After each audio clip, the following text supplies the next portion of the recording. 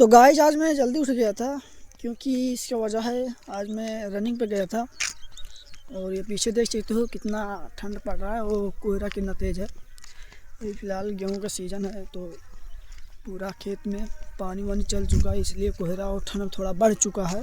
तो फ़िलहाल मैं रनिंग के लिए गया था और फिर मैं अकेले हूँ अभी इस समय। मैं अकेले ही जाता हूँ लगभग, मैं किसी के साथ में नहीं जाता। मैं जब से मैं गांव में आया हूँ जिम भी नहीं कर रहा हूँ। वहाँ पर था रेगुलर रिस्पॉन्सिबिलिटी बना रहता था, टाइम टू टाइम मैं जिम जाता था, लेकिन यहाँ पर गांव पे वो सुविधा नहीं है जिम का।